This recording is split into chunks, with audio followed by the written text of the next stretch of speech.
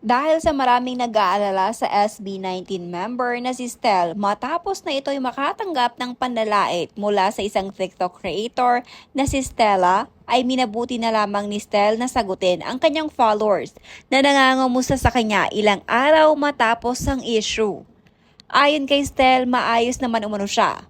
Wala daw dapat ipag-alala ang kanyang mga tagahanga dahil hindi naman daw siya nasaktan sa mga sinabi ni Stella sa kanya dahil wala naman daw itong katotohanan.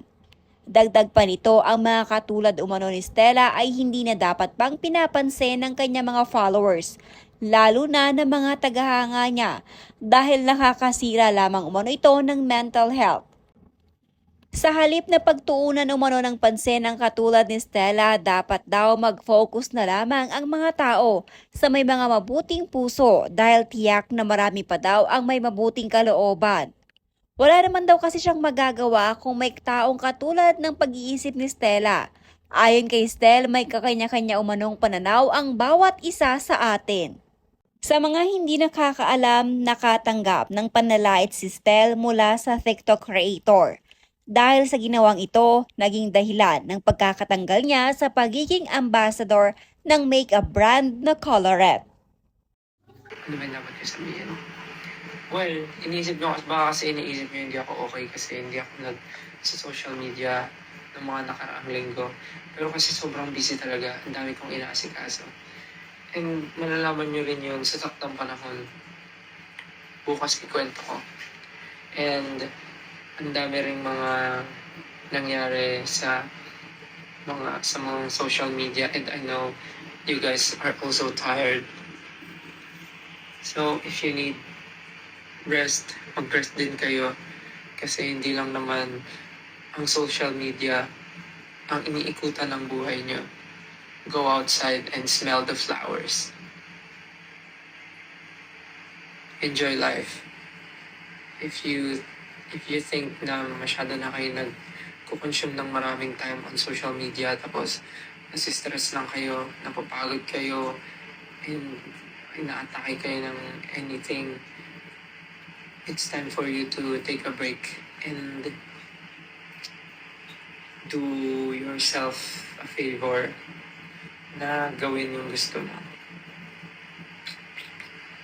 Kasi guys, sa totoo lang,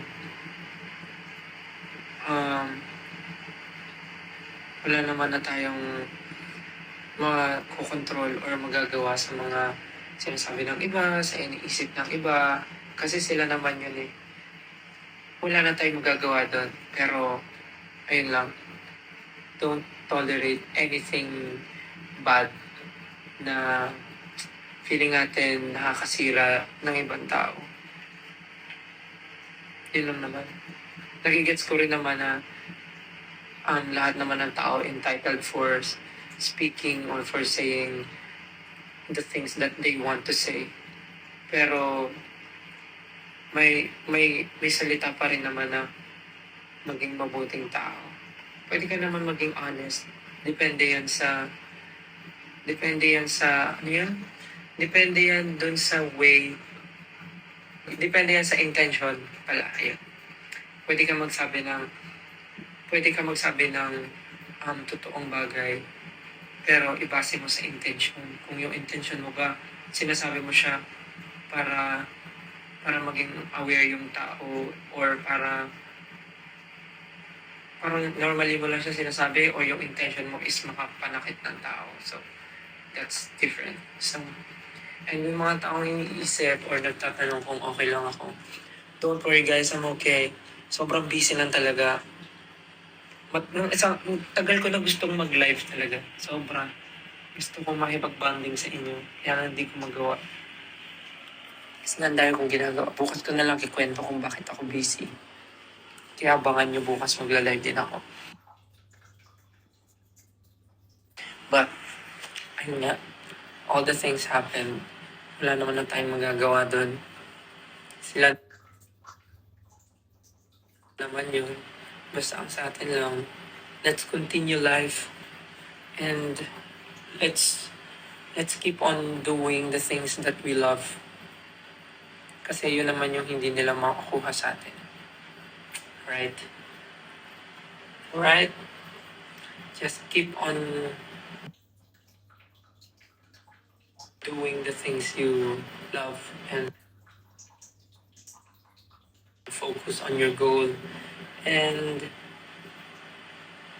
continue ang lahat ng gusto mo basta wala kang inaapakang tao. Yun naman yun napakasimple pero sobrang sobrang pasok sa lahat ng bagay.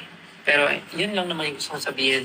Kasi nakikita ko sa social media sobrang na ano kayo, na nasistress kayo, napapagod kayo. Hindi lang ako makapag talaga kasi nga unang-una ayokong sabayan yung mga nararamdaman nyo.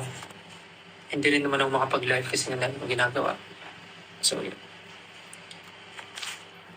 Kayo kasi mapagpatol din kayo eh. Pag hindi maganda para sa mental health nyo, huwag nyo nang patulan. Huwag nyo bigyan ng platform yung mga taong ganun. Okay? Let's just be thankful na marami pa rin tao ang may mabuting kalooban na nagsasabi or hindi nagtotolerate ng ganong klaseng mga gawain. So, at least marami pa rin taong ganon. So, di ba? Yun na lang isipin natin. Kaysa isipin natin yung mga negative na bagay or yung negative side, yung mga yun, isipin na lang natin yung magandang bagay. Think on a lighter side. Ano ba? Parang ganun. Okay nga yun eh. Tsaka sabi nila, di ba, pag marami kang basher, ibig sabihin sikat ka na. Boom, sikat. Hindi, joke lang. Kasi as long as naman na may ganun, ibig sabihin, mas visible ka sa social media. So, ano pa rin siya? Okay lang siya. At least napapag-usapan. Yun na lang isipin natin. Tsaka di naman ako nasaktan, to be honest. Tsaka ba't ako masasaktan, di naman totoo. Joke. Sabihin niyo, ang yabang ko na. Hindi, yun lang naman yung gusto kong sabihin.